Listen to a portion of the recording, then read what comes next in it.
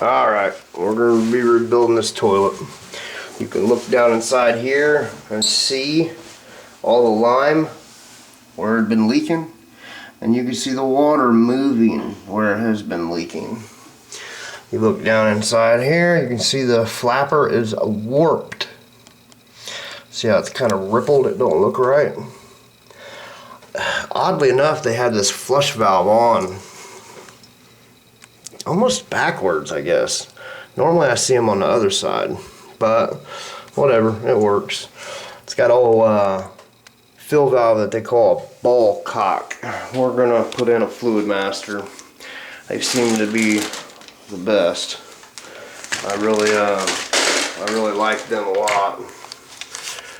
So a couple things about a fluidmaster. I guess if you understand your products, you're gonna be able to manipulate and mess with them a lot easier. If you already have a fluidmaster in there, you don't have to take the whole thing apart, replacing the supply line, replacing the whole thing. You can do a couple different things. You can either rebuild it, pop the top, as it's sitting in there, you twist it. Of course, you want to make sure the water's off, and then that rubber there is what you replace. Pop it out, take your new one and put it in. Normally it's hard to tell whether this is damaged or not. How you can tell is this piece right here, this little piece that sticks out, will come apart from there, or just be old and wore out. So it's simple as that. Put it back on, line those up clockwise. This will always come out the side. If these little tits up here break, fine, throw this away, it don't matter. But that's how it snaps back in. It goes on those. So you can do that if you have a fluidmaster already. You can rebuild it for like $2-3, or say the heck with it, get the whole thing for $6 or $7. If you already have a fluidmaster in there, you can take that, pop that, and then pull the whole thing off. You'll be left with this stud. Take your new one, slide it down on there to your designated, suggested whatever height you want. The key is making sure that that locks into place. If that don't lock in, there's a potential that this whole thing will fly up out of there. The water, if you've got good pressures, will spray the ceiling. But again, that's if you've got a fluidmaster. If you don't and you're stuck with a ball cock, then you'll have to deal with the ball cock. Or I mean, deal with taking a whole ball cock out and putting a fluidmaster in. So with the fluidmaster, you've got this rubber that comes with it. You're going to snap that center piece out. This is a rubber that you can put in on the supply lines. The metal ones or some of the plastic ones will have a rubber that's down in the nut, like the braided hoses ones. The nut is stuck and there's a rubber down in there. You could put that in there and possibly get it to reseal. I don't suggest using them. I don't like them, and I'm referencing the supply lines. The only ones I like to use are the polys that you cut to size, whatever size you need. So anyway, the rubber that's in the middle, you just take your thumbs and push it out. Get rid of it if you don't need it. Then this one, it's beveled. It's got the little bevel there. That goes down. Put that on your fluidmaster shaft. Then of course this nut is going to be your mounting nut. This side, it has all those little lines or notches in it, goes toward the toilet tank. This one screws on here for your supply line. If you end up using the braided steel one, then just throw that nut away or hang on to it. Either or, whichever works out better for you. I don't have any toilet paper in here, but one of the tricks I'll do to making this a little bit easier to replace and deal with when you're replacing it is take a wad of toilet paper, loosen all this stuff up here. Oh look, this one was put in wrong. Well, maybe it's got, I seen the rubber up top. This one's got a rubber on the bottom too. They don't normally have that. But at any rate, if you hold down on the top of that ball cock and loosen the bottom, I'm going to lose a little bit of water. I don't even know that valve shutting off all the way. But you get this loose, you push down on the ball cock from up top so you keep it pressed against the inside of the toilet.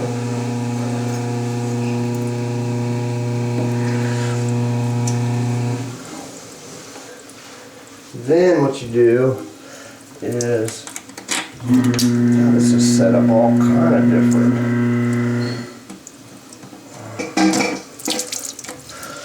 Anyway, you don't normally have to do that, but you press down on it, you take a big gob of toilet paper or paper towels, smash it against the bottom, okay? And then pull the ball cock out real quick. Drop your fluidmaster in, and you're set. That's it. Normally, obviously I didn't have no toilet paper or paper towels, so I lost all kind of water. Get that nut on there. You can normally tighten that nut up by hand, and it's plenty good. You don't have to crank it down. Remember, you're dealing with plastic. You know, and I say it because I don't normally like plastic, but again, Fluidmaster is going to be your best brand out there. And I'm just a plumber. I don't work for Fluidmaster. I don't care either way. I'm just stating my opinion, which the only weight I guess it has is I've been doing this since '98. So I've got a lot of time in dealing with simple stuff like this. And I'm sure a lot of the plumbers you speak to or see are going to tell you Fluidmaster. Heck, even the guys at the store. At any rate. So we got that braided steel line off there. Again, I don't like them. Here's our supply line. Looks like it don't line up. So we're going to take this and get some bends in it. And then we're going to try to, you know, roughly get it sized up.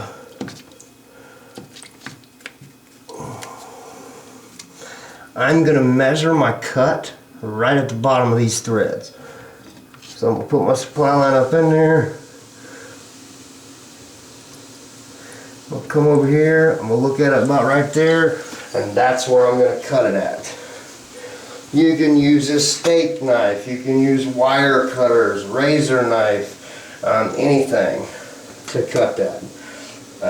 I didn't see my razor knife in the truck, so I grabbed the wire cutters, and that's what I used. The only problem with that is you're going to have it all kind of smashed up all funny like that. So you're going to want to straighten that back out.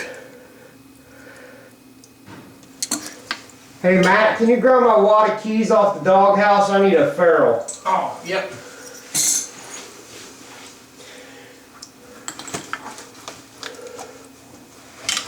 So we've got that sized up. We've got our supply line cut. So then obviously this nut goes on the supply line like that. This other nut is the one that's going to go to our valve. Now obviously you want it facing that direction. And then I'm going to put a ferrule on here. It normally comes with them when you buy them from the hardware store. There's a barcode sticker here, and then the ferrule is right there.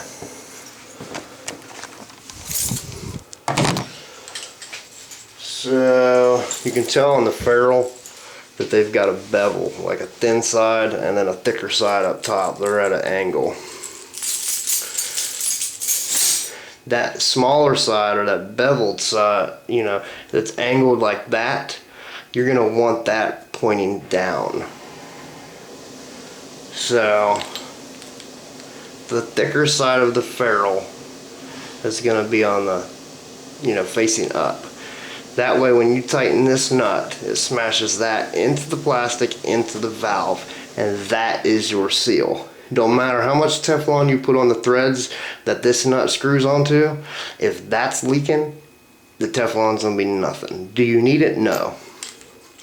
If this was an old supply line, you could put some Teflon around here, because this right here is our seal.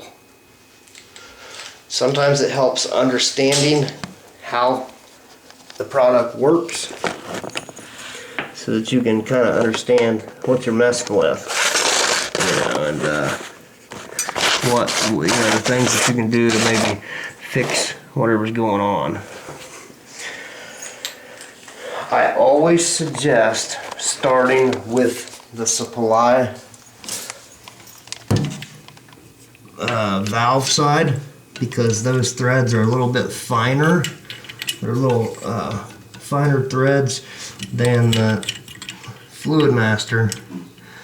So if you do the fluidmaster, then it's normally a little harder to get that started.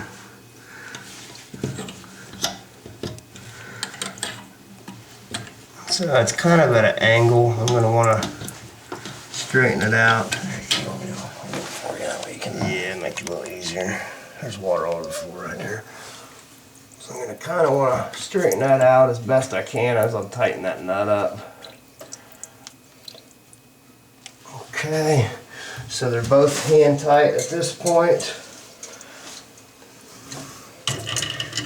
You can get away with 3 to 5 or 3 to 6 turns on your supply line nut on the bottom, the valve side.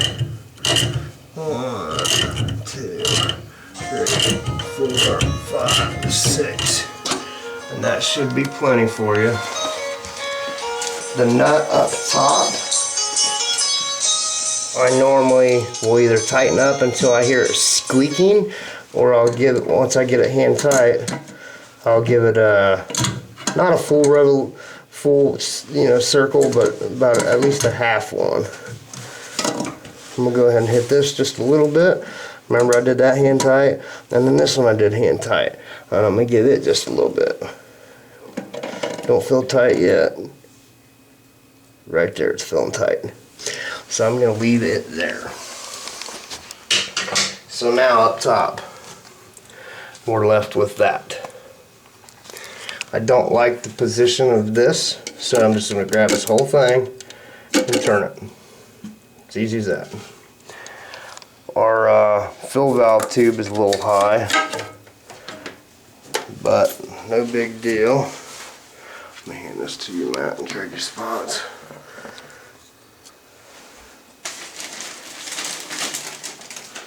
This darn thing was snapped. Oh geez, not too big of a deal. This piece was snapped inside our bag. Yeah, I really like these a lot. Heck, I may even still try to use it. Let me see what this one's nice. Yeah, because this one holds the fill tube supply. Because it goes down in there, but it stops. So I'm gonna force it in there just a little bit further so that it don't go very far. A common problem that people do is they'll install this and then they'll let all this slack fall down inside this tube. If you let this slack fall below your water level, your tank will create a siphon and suck water back through this tube and cause it to leak into the bowl, making it seem as if that flapper is leaking when in reality it's not. So yeah, we're just going to take this off now to get it out of our way.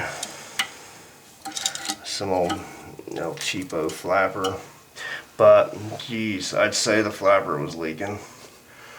That's how warped it was. Heck, it wasn't even landing on there centered. Probably because of how that flush valve is.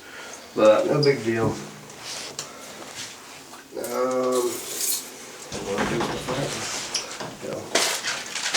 I'm going to go ahead and do the flapper real quick in the middle of our fluidmaster Well, no, let me finish the fluidmaster. So I got that down in there. This one, again, it's backwards, so I got to make sure I'm not interfering with my handle. So I think I'm going to leave all that on there on this one. Some of these will come with a little blue thing that you can slide on here and adjust the flow. You don't need to put those in. Some of them have a little blue clip that goes on there. You don't need it either. You don't even need it on this side. It's got that bevel right there that prevents it from coming off. Some of them inside here, right where I push that on, will have a little blue piece there that you can pull out. It's a flow restrictor. Heck, this one had it where it went into the old ball cock. It restricts the flow of the water going into here, which is basically the water that fills your bowl back up. So, I mean, I guess if your water level is real low on your bowl, then you can adjust that. If you notice your bowl is pretty much the height it's going to be at, and then this toilet's running for a while before it fills up, then yeah, you're wasting some water. So you could make the adjustment so that you don't have to deal with that. Wow, fix the thing where it's not zoomed. Right there. Oh. That button up top. Oh, So, but that's basically it. I'm going to do another video so I can have separate videos for the flapper rebuild. Or I mean flapper install too.